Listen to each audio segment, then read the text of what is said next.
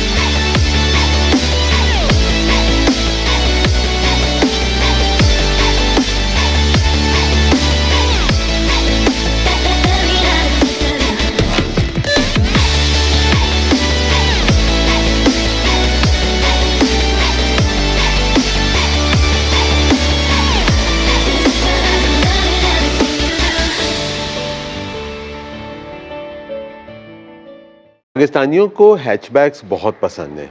हमारी इकोनॉमी जो सिचुएशन है उसके अंदर बड़ी फिट बैठती है कि आप एक छोटी गाड़ी के साथ कंफर्टेबली हर जगह घूम फिर सकते हैं।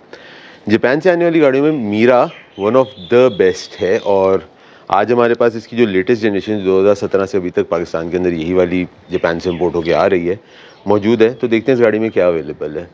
इस गाड़ी में हमारे पास ये 660 सीसी का 3 सिलेंडर का इंजन आता है सीवीटी गियर के साथ। माइल्ड हाइब्रिड गाड़ी कहलाती है, जिसका मतलब है कि अगर गाड़ी का आप ब्रेक लगाएंगे तो गाड़ी बैटरी पे स्विच हो जाएगी, पेट्रोल बचा लेगी आपका थोड़ा सा। ये XXA पैकेज कहलाती है गाड़ी। इसके अंदर यहाँ पर LED वाली लाइट्स आती हैं और हाई बीम और लो बीम जो है इस तरह से डबल आपकी आती है। फिर फ्रंट पे ऐसे कुछ ज़्यादा नहीं है, बीच में मीरा का आपका लोगो आ जाता है। नंबर प्लेट थोड़ी सी आपकी जो ड्राइवर साइड के ऊपर टिल्टेड आती है। साइड यहाँ पे पार्किंग सेंसर्स गाड़ी के अंदर अवेलेबल हैं। फिर अगर आप साइड पे आते हैं तो इसका जो अगला फेंडर है ये आपके पास प्लास्टिक का या फाइबर का कह सकते हैं आता है, वेट रिडक्शन के लिए आता है। 14 इंच के स्टील व्हील्स हैं गाड़ी के अंदर। ब्लैक मिरर हैं लेकिन ये रिट्रैक्टेबल पावर्ड मिरर्स हैं। डोर हैंडल्स इसके जो वो सिल्वर कलर में आते हैं। रेडियो एंटीना इस तरह इसके छत के ऊपर आ गया। पीछे प्राइवेसी ग्लास हैं, क्वार्टर विंडो इस तरह आ गई। पीछे आप आते हैं तो जो पिछली इसकी जो लेटेस्ट जनरेशन है इसके अंदर आपकी थोड़ी सी इन्होंने ब्लैक कार्बन टाइप का प्लास्टिक के अंदर दिया हुआ है finish. Meera EIS intelligent system जो कहलाता है, डाइत्सू का लोगो यहाँ आ गया। पिछला वाइपर आ गया। पीछे भी पार्किंग सेंसर्स आपको दिए हुए हैं। यहाँ पे आपके पास हाई माउंट स्टॉप लैंप आ जाता है।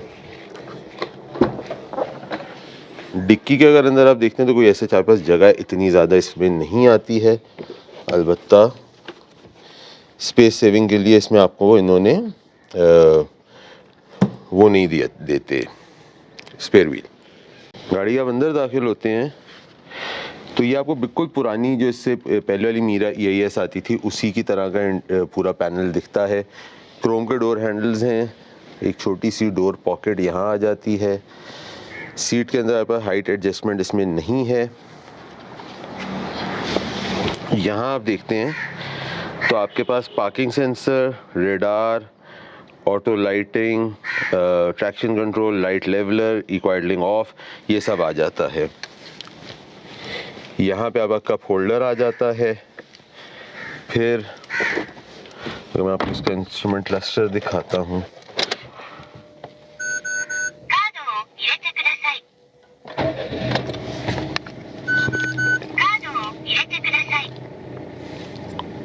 अब आपके पास यहाँ पे अगर आप देखें तो डिस्प्ले, एंटर और ऑडो ट्रिप वाला 3 ऑप्शन आते हैं। तो डिस्प्ले पे आप आ जाते हैं तो ये आपके पास इस तरह से आपको डिफरेंट चीज़ें बता रहा है। ऊपर आपकी फ्यूल गेज वो सब आ गया।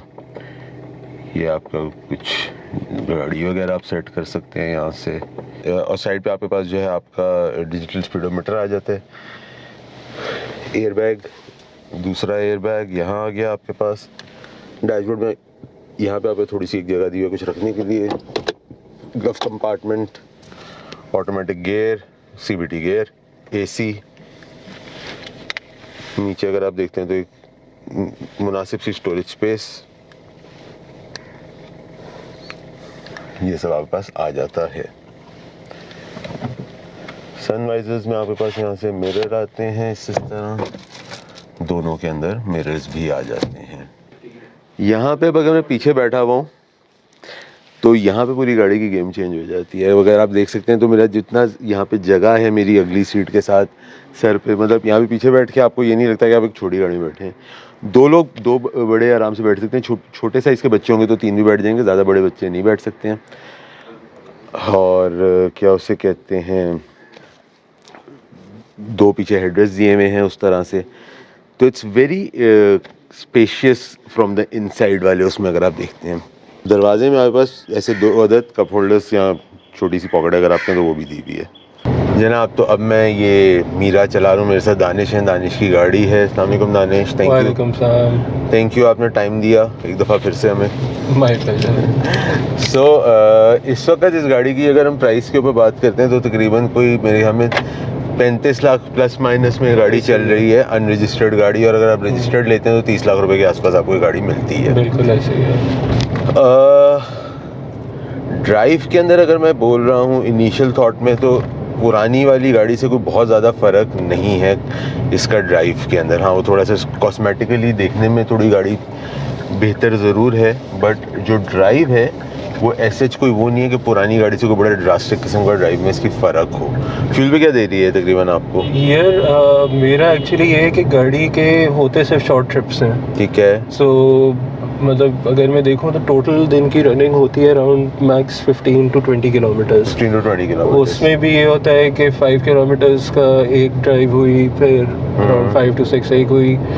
तो अगर मैं टैंक टू टैंक देखूँ तो अराउंड 13-14 बन जाती है। 13 से 14, ठीक है। बिल्कुल। बट अगर मैं वो देखूँ इंस्टेंटेनियस, जिस तरह अभी जब हम आ रहे थे तो वो अराउंड 18-19 तक भी गए इसका दिखा रहे हैं। तो वो एवरेज आउट करके 13-14 पर आ जाती है। बिकॉज आप मतलब अगर सिर्फ इंस्टेंटेनियस देखें तो वो फिर सही नहीं है। सही है। अगर आप लॉन्ग रूट पे जा रहे हैं या आपके डिस्टेंस ज़्यादा है तो फिर आपकी ऑटोमेटिकली बेहतर हो जाती है। अच्छा, visibility wise this one feels a little better than the older one. I don't know why, हालांकि इसके पिलर्स थोड़े ज़्यादा बड़े से इसके होना नहीं चाहिए, बट मुझे ऐसे बैठे फील आ रही है कि ये थोड़ी सी बेहतर है पुरानी वाली गाड़ी से। अच्छा, मैंने वो वाली ड्राइव नहीं की है तो मैं फॉर श्योर कह नहीं सकता हूँ। स्पेस के अंदर आप खुले होके बैठे। ये स्पेस के मामले में तो मुझे ये गाड़ी बहुत ज़्यादा पसंद है। हाँ। क्योंकि मतलब बाहर से और एक ओवरऑल अगर आप इमेजिन करें ना कि हैचबैक में कितनी जगह होगी। उन्होंने बेसिकली जो कॉम्प्रोमाइज़ किया है वो इसकी डिक्की वगैरह की स्पेस पे किया है। इंजन छोटे, जो कैबिन रूम है उसमें वो बहुत अच्छी स्पेस है। फिर इसकी डिक्की और अगले दोनों फेंडर जो उन्होंने कार्बन में बनाए वो लाइट वेट करने के लिए फाइबर के साथ, और वो उस कार्बन फाइबर नहीं बट फाइबर के अंदर बनाए हैं, प्लास्टिक फाइबर टाइप का। तो उसके अंदर जो है वो वेट रिडक्शन करके तो आपकी गाड़ी और हल्की हो जाती है और आपको बेहतर फ्यूल एवरेज मिल जाती है। और ओवरऑल गाड़ी की मतलब केबिन वाइज अगर मैं बात करूँ तो even for a family of 4 और 5 परहैप्स ये काफ़ी कंफर्टेबल है। साउंड इंसुलेशन अच्छी है। अब अगर इस तरह बड़े बड़े बिल्कुल खामोशी है, और मैं आपको चीज़ें बताता हूँ, बाहर भी ऐसे इस वक्त कोई इतना शोर नहीं है क्योंकि हम जिस इलाके में घूम रहे हैं। बट अगर आप साउंड इंसुलेशन की ऊपर बात करें तो वो भी बड़ी अच्छी है कि गाड़ी की कैबिन नॉइस बिल्कुल ना होने के बराबर है। डेफिनेटली। बाकी क्या उसे कहते हैं, जब खरीद रहे थे 35 लाख रुपए के बजट में, और भी कोई ऑप्शन थे कंसिडर कर रहे थे, या सीधा जाके मीरा पे ही लॉक किया गया, मीरा ही लेनी है? नहीं, एक्चुअली ये कहानी शुरू हुई थी ऑल्टो 660 सीसी से, जो लोकल वाली VXL AGS। सही है। बिकॉज रिक्वायरमेंट ये थी, जो मैंने वैगनआर बेची थी तो उसके बाद रिक्वायरमेंट एक ये थी कि गाड़ी जो लेनी है वो ऑटोमेटिक लेनी है। सही है। तो considering the price point and everything, logical choice वही थी। तो वो जब मैंने मार्केट का सर्वे किया, मतलब सुजुकी की डीलरशिप से चेक किया, तो पता लगा जो top of the line AGS है वो बुकिंग पे है, और उसकी बुकिंग तकरीबन 3 महीने का ये लोग टाइम दे रहे हैं। सही है। तो इवन ऑन पे भी नहीं थी गाड़ी। सही है। तो 3 महीने पे, एंड कंसिडरिंग के सप्लाई चेन के जो इश्यूज हो रहे हैं, पार्ट्स मतलब इम्पोर्टेड पार्ट्स ज़्यादा होते हैं, तो उससे मुझे डाउट हो रहा था। प्लस ये कि मेरी रिक्वायरमेंट बहुत जल्दी की थी, तो अगर मुझे लेट्स से 20-30 हज़ार रुपये ओन भी देना पड़ता या थोड़ा ऊपर देना पड़ता तो मैं गाड़ी को ले लेता। सही है। बट वो अवेलेबिलिटी थी नहीं कराची में कहीं पे। सही है। तो उस केस में फिर थोड़ा सा मुशक्क़त करके बजट बढ़ाया। तो बजट बढ़ा के कुछ 2 चॉइसेस बन रही थी, एक मीरा और एक किया पिकांटो। मतलब मुझे इनफैक्ट वैगनआर AGS भी अवेलेबल थी उस वक्त, बट वो यही था कि वैगनआर एक काफ़ी साल रखी थी घर पे, तो एक साइकोलॉजिकल बैरियर था जिन्होंने ड्राइव करनी थी उनके लिए। सही है। तो मैंने फिर सोचा कि चलो यार पिकांटो ये देख लेते हैं। तो पिकांटो भी बहुत ज़्यादा पसंद आ गई थी, और फैमिली की रिक्वायरमेंट्स को भी पूरा कर रही थी। ओवरऑल अवेलेबल भी थी रेडी डिलीवरी पे, तो वो भी मसला नहीं था। प्लस उन दिनों में एक 50,000 का डिस्काउंट भी दे रहे थे वो लोग। तो मतलब overall it made sense for me. But जो मेरे लिए एक्चुअली टर्निंग पॉइंट था ना उस डिसीजन के लिए, वो यही था कि फ्यूल एवरेज। बिकॉज मैंने आपको जैसा बताया कि मेरा गाड़ी के शॉर्ट ट्रिप्स बहुत ज़्यादा होते हैं, तो शॉर्ट ट्रिप्स में फिर एवरेज ऑटोमेटिकली और मर जाती है गाड़ी की। तो फिर उस तरह मतलब जब वो थोड़ा सा परम्यूटेशन कॉम्बिनेशन मैंने लगाया है उस पर डिसीजन पॉइंट पे, तो फिर मुझे लगा कि यार ये मीरा जो है ना बेहतर है, ये बेहतर ऑप्शन है। और अल्लाह का शुक्र है कि अभी अराउंड 2-2.5-3 महीने हो गए हैं, and my family likes the car. और मुझे भी काफ़ी मतलब अच्छी लगी है, वैल्यू फॉर मनी लग रही है। अच्छा, ग्राउंड क्लियरेंस के बारे में, किसी आपकी फैमिली के साथ भी आपने यूज़ किया, ग्राउंड क्लियरेंस का कोई इशू तो नहीं है कि गाड़ी कहीं ज़्यादा लोग बैठे हो तो लगती है? यार कभी अगर स्पीड ब्रेकर बहुत बुरा किस्म का बना हो तब हो जाए, हो सकता, वरना नहीं है। बट जो तमीज़ वाला स्पीड ब्रेकर होगा उसमें नहीं प्रॉब्लम कोई। सही है। और पार्ट्स वगैरह जो हैं वो चेक किए प्राइसेस? पार्ट्स की अभी तक ऐसा ज़रूरत पड़ी नहीं है मैंने, क्योंकि सिर्फ ये किया था कि जब गाड़ी लेके आया था उसी वक्त ऑयल चेंज करवाया था, ऑयल और एयर फिल्टर। तो वो भी मतलब प्राइस मुझे याद नहीं है, लेकिन मतलब बहुत कोई महंगे नहीं लगे। सही है। तो अगर मैं उस हिसाब से रेगुलर मेंटेनेंस की बात करूँ ना, तो फिर आई डोंट थिंक इतना बड़ा मसला है। सही। और बाकी शायद ये सस्पेंशन, ब्रेक पैड्स, वो शायद चीज़ें उस चीज़ पे शायद ज़्यादा खर्चा हो, बट वो अभी तक उसका मैं कुछ कह नहीं सकता हूँ। आपको शायद बेहतर है। बॉडी पार्ट्स ऐसे ये कि थोड़े से महंगे हैं। अच्छा। क्योंकि अब गाड़ियाँ इतनी आ गई हैं तो अवेलेबिलिटी का अब वो इशू नहीं है। पहले जो होता था कि जी इशूज़ हैं, अवेलेबल नहीं होते, अवेलेबल होते हैं बट मिलते नहीं। बाकी ड्राइव में I mean is not much to ride. जिसने पुरानी वाली चलाई है वो ड्राइव में मोर और लेस गाड़ी वही है, ये वाली भी चलने के अंदर। ठीक है। तो ड्राइव में कोई इतना फर्क नहीं है। आप क्यों चला रहे हैं? हाँ, आप क्यों चला रहे हैं? भी खड़ी कर रहे हैं। मैं बताना तो था ना भी उसको। मैंने भी पूछना जरूरी था। उनको मेरी बात का भरोसा होगा ना यार, आपकी बात का थोड़ी भरोसा करें। मैं कह रहा हूँ कि पुरानी वाली गाड़ी जैसी चल रही है तो नहीं, ये वीडियो में डालना जरूर। हाँ, जाएगी बेफिक्र हो।